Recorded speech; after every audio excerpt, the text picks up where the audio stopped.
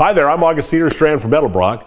From time to time, we receive questions regarding camshaft break-in for hydraulic flat tappet applications. Today, we're going to take a look at the proper procedure from installation to break-in.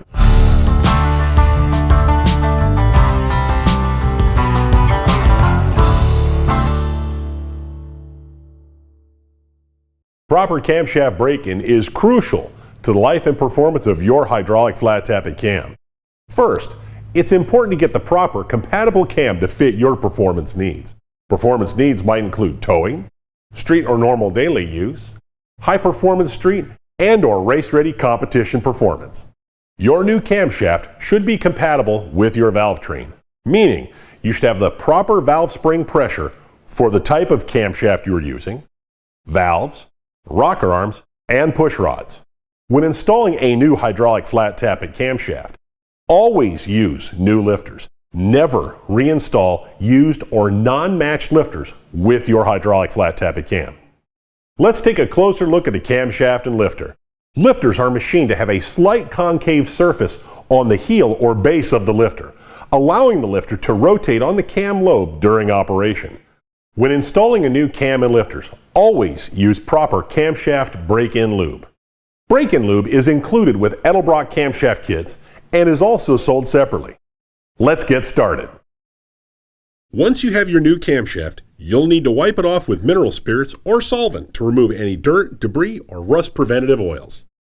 Clean the lifter bores to remove any previous oil, residue, or dirt. Apply the assembly lube on the camshaft lobes, bearing surfaces, fuel pump eccentric, and distributor gear. Be extra careful with the lobe edges, as they can be sharp.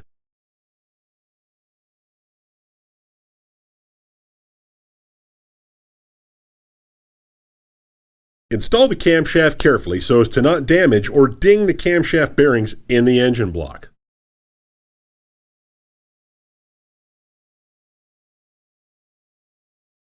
Once you have the cam fully seated to the back of the block, install the camshaft sprocket, then torque to spec. Camshaft retention systems vary by engine. Refer to manufacturer specifications for proper timing gear installation, torque specification sequence, and gasket installation instructions. Next, apply assembly lube to the sides and bottom of the lifter body and install in the lifter hole. Repeat this for all 16 lifters. Make sure that the lifter moves freely within the lifter bore. At this point, reassemble the rest of the valve train according to the specifications for your particular engine application. Set your lifter preload to the correct specifications to ensure an immediate engine startup. Good timing helps minimize unnecessary engine cranking. Now drain the existing engine oil and replace it with a high zinc and phosphorus content oil such as Edelbrock break-in oil.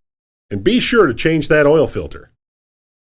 It's a good idea at this time to prime the oil system before engine startup. Use an electric drill and an oil pump priming tool available at most automotive parts stores. Next, apply assembly lube to the distributor drive gear. Insert the distributor, making sure it is on top dead center on the number 1 cylinder for quick startup. If you are breaking in a cam in the vehicle or on a dyno, be sure to have a tachometer handy to display engine RPM for the break-in period. An oil pressure gauge is also recommended. Start the engine and run it up to 2,500 RPM immediately. Keep it at this RPM for around 10 minutes. Please note, timing should be no lower than 25 degrees but not higher than 40 degrees during the break-in procedure. Be sure to listen for anything that may sound irregular and look for any leaks that may occur on the engine. If you find anything, shut it off immediately and fix the problem. Restart the engine and finish the break-in procedure for the remainder of the break-in period. Increase the RPM to 2,800 for the next 10 minutes, then back it off to 2,000 RPM for the final 10 minutes.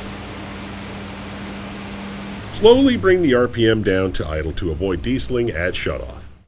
After completing the break-in procedure, let the engine cool. Change out the break-in oil and replace it with an enhanced zinc engine oil and a new oil filter. Or use a conventional engine oil combined with some Edelbrock high zinc additive. Your camshaft is now broken in and can be used for regular use.